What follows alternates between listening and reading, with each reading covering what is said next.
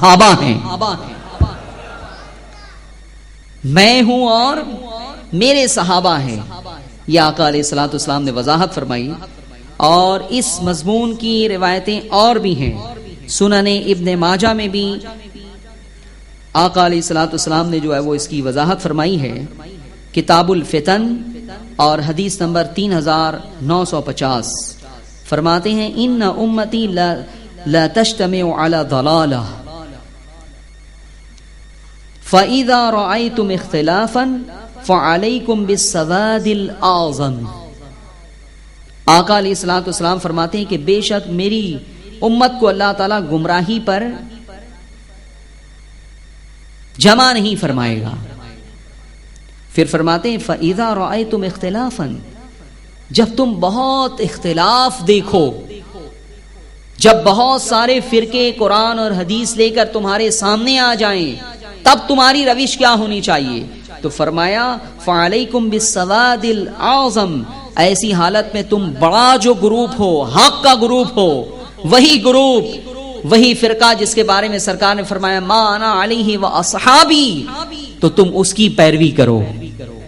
اور فرمایا اس میں اشارہ ہے اس بات کی طرف کہ بہت سارے جو ہے وہ فرقے پیدا ہوں گے. اور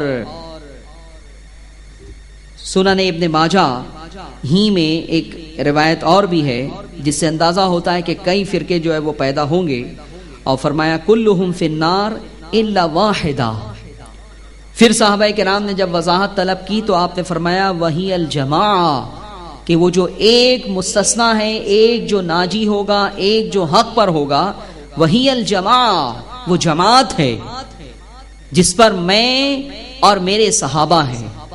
تو پتہ یہ چلا کہ آقا علیہ الصلوۃ والسلام نے اس بات کو صاف طور پہ فرما دیا ہے کہ میری امت میں نماز پڑھنے والے، روزہ رکھنے والے، حج کرنے والے، زکوٰۃ دینے والے، اعمال صالحہ کرنے والے بہت فرقے ہو جائیں گے، لیکن ان اعمال صالحہ کو دیکھ کر تم اگر یہ سمجھو کہ یہ سب کے سب حق پر ہیں تو ایسا نہیں ہے، ایسا نہیں ہے.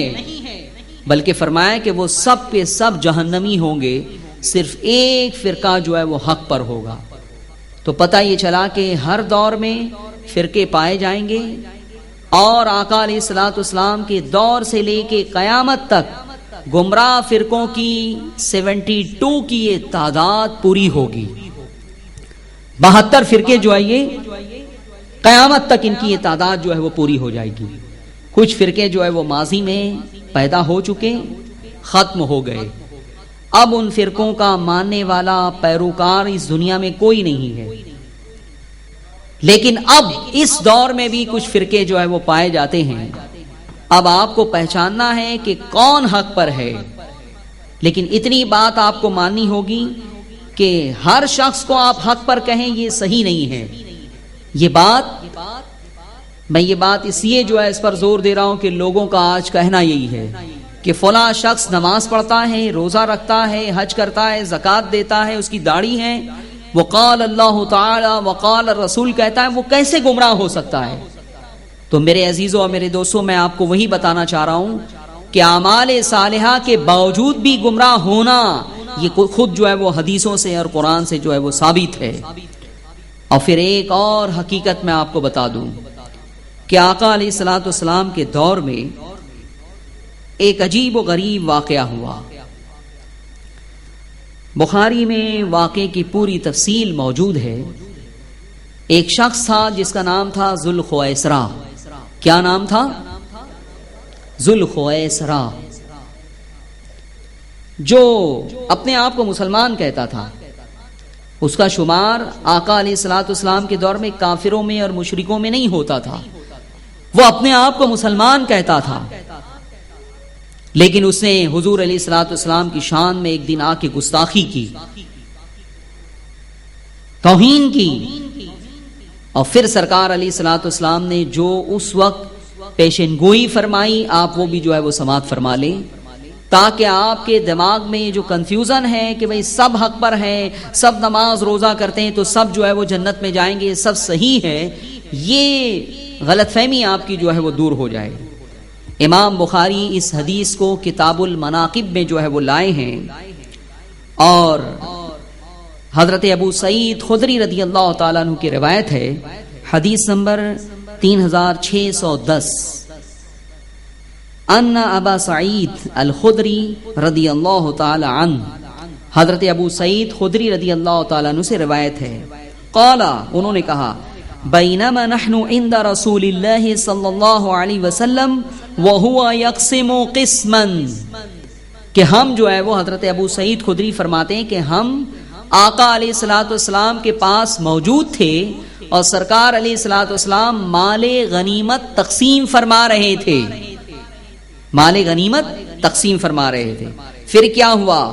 عطاہ ذو الخویسرہ وہو رجل من بنی تمیم، کہ ایک شخص آیا جسے ذو الخویسرہ کہا جاتا ہے، اور وہ بنی تمیم قبیلے کا ایک فرد تھا، تو اس نے کیا کہا؟ فقال، اس نے کہا، یا رسول اعدل، اے رسول عدل سے کام لیجئے، معاذ اللہ رب العالمین۔ آقا علیہ الصلوۃ والسلام سے اس نے کہا، یا رسول اعدل، اے رسول عدل سے کام لیجئے۔ حضور علیہ الصلوۃ والسلام نے جب اس شخص کی زبان سے یہ سنا کہ یہ مجھے کہہ رہا ہے کہ میں عدل سے کام لوں، تو آپ جلال میں آ گئے اور آپ نے فرمایا، ویلک، خرابی ہو تجھے، تباہ ہو جائے تو، وَمَن يَعْدِلُ إِذَا لَمْ أَعْدِلْ، میں اگر عدل نہیں کروں گا تو کون عدل کرے گا؟ حضور علیہ الصلوۃ والسلام نے جو ہے وہ اسے بددعا دی، ویلک، تو مجھے کہتا ہے کہ میں عدل کروں، اس دنیا میں میں عدل اگر نہیں کروں گا تو کون عدل کرے گا؟ دنیا میں عدل کا نظام قائم کرنے کے لیے میں آیا ہوں۔ جب یہ گستاخی اور آقا علیہ الصلوۃ والسلام کا ریئیکشن جماعت نے دیکھا، صحابہ کی جماعت نے، جس میں ابو سعید خدری بھی تھے، حضرت عمر بھی تھے، تو پھر کیا ہوا؟ حضرت عمر بھی غصے میں آ گئے، تلوار آپ نے باہر نکالی اور کہا، فقال عمر، یا رسول اللہ اذن لی فیہ فاضرب عنقہ، یا رسول اللہ مجھے اجازت دیجئے کہ میں اس کی گردن مار دوں۔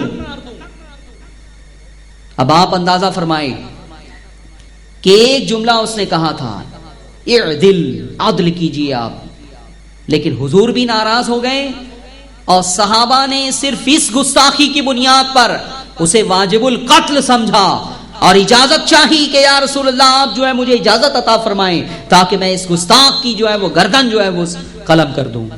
تو پھر کیا ہوا؟ تاہو، حضور نے فرمایا چھوڑ دو اسے، فَإِنَّ لَهُ أَصْحَابًا، اس کے بہت سارے ساتھی ہیں۔ کیا فرمایا؟ بولیے، ساتھی ہیں، اس کے بہت سارے ساتھی ہیں جو قیامت تک جو ہے وہ چلتے رہیں گے، ان کی نسل چلتی رہے گی۔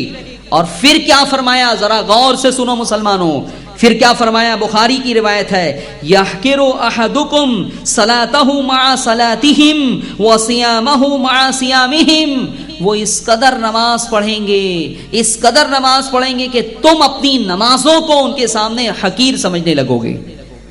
اور فرمایا کہ اس قدر روزے رکھیں گے کہ تم اپنے روزوں کو ان کے روزوں کے آگے حقیر سمجھو گے، تم حق پر ہوں گے لیکن اس کے باوجود ان کی نماز دیکھ کر تم احساس کمتری کا شکار ہو جاؤ گے کہ یہ کتنے بڑے نمازی ہیں، کتنے بڑے صائم الدہر ہیں، اپنے آپ کو تم جو ہے وہ حقیر سمجھنے لگو گے، اپنی نمازوں کو اور اپنے روزوں کو۔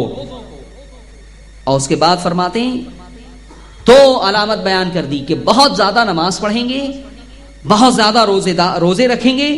پھر فرمایا یقرؤون القرآن لا یجاوز تراقیہم، ہائے ہائے، آقا علیہ الصلوۃ والسلام فرماتے ہیں کہ قرآن بھی بہت پڑھیں گے، قرآن بھی بہت پڑھیں گے، لیکن قرآن ان کے حلق کے نیچے نہیں اترے گا، یعنی دل سے کوئی معاملہ نہیں ہوگا۔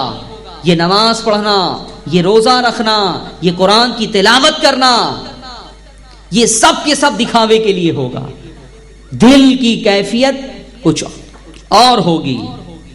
پھر اس کے بعد آقا علیہ الصلوۃ والسلام نے فرمایا، وہی ذوالخویسرہ کی نسل کے بارے میں فرمایا، یہ جو اصحابن کا لفظ ہے اسی کے بارے میں فرمایا، کیا فرمایا؟ یمرقون من الدین